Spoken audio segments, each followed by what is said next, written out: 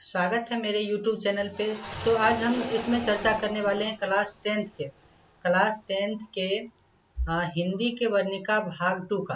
हिंदी का वर्णिका एक चैप्टर है, उसके भाग 2 का हम इसमें चर्चा करने वाले हैं। तो जिसमें ये जो है चैप्टर नंबर 3 यानी कि चैप्टर 3 में है माँ कहानी। तो इनके टोटल ऑब्जेक्टिव की हम इसमें चर्चा करने वाले हैं कि ऑब्जेक्टिव जितने भी हैं वो सारी क्वेश्चन को हम इसमें अभी चर्चा करने वाले हैं। तो इसमें पहला क्वेश्चन ये है कि मंगू किस कहानी की पात्र हैं। तो मंगू जो है वो कौन कहानी के पात्र हैं? तो ये माँ कहानी के पात्र हैं। अब आगे क्वेश्चन है कि माँ कहानी के कहानीकार कौन है। तो माँ कहानी के कहानीकार जो है वो ईश्वर पेटलीकर जो है माँ कहानी के कहानीकार हैं। अब आगे क्वेश्चन है कि माँ कहानी में किसकी ममता का वर्णन किया गया है। तो माँ कहानी में जो है माँ कहानी में माँ की ममता का वर्णन किया गया हुआ है। अब आगे क्वेश्चन है कि माँ कहानी का प्रमुख पात्र कौन है। तो माँ कहानी के प्रमुख पात्र जो है ये कौन है? तो मंगू है।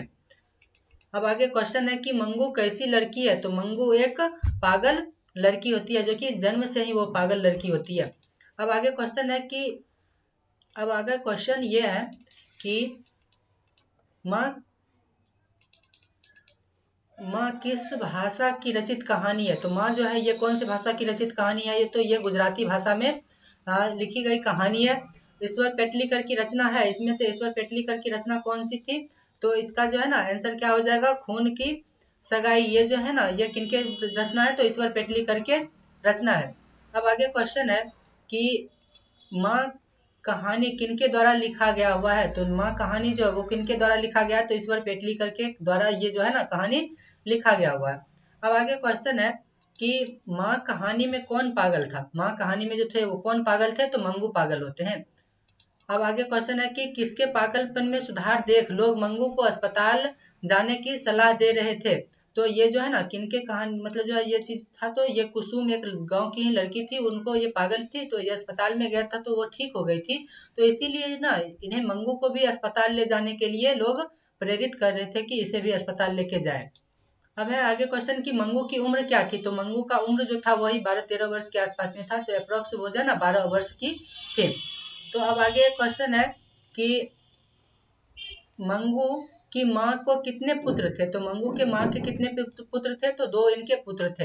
अब आगे क्वेश्चन है कि मंगू जिस अस्पताल में भर्ती होती है वहाँ के कर्मचारी हैं।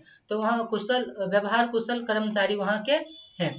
अब आगे क्वेश्चन है कि कहानी का प्रधान पात्र है। तो इस कहानी में प्रधान पात्र कौन होते हैं? तो इस कहानी के प्रधान पात्र जो है ये कौन है? माँ है इनके। अब आगे क्वेश्चन है कि इस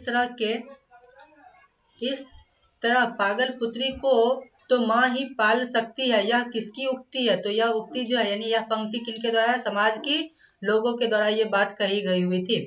तो अब आगे क्वेश्चन है कि मंगू को पागलपन का रोग कब से था। तो उनको जन्म जो है ना ये चीज क्या था कि इनके जन्म से ही था।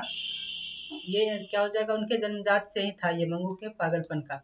अब आगे क्वेश्चन है कि माँ जी में मंगू को अस्पताल में भर्ती कराने के बाद क्या परिवर्तन हुआ था। तो वह खुद ही पागल हो गई थी, यानी कि उनकी माँ जो थे वो खुद ही पागल हो गई थी।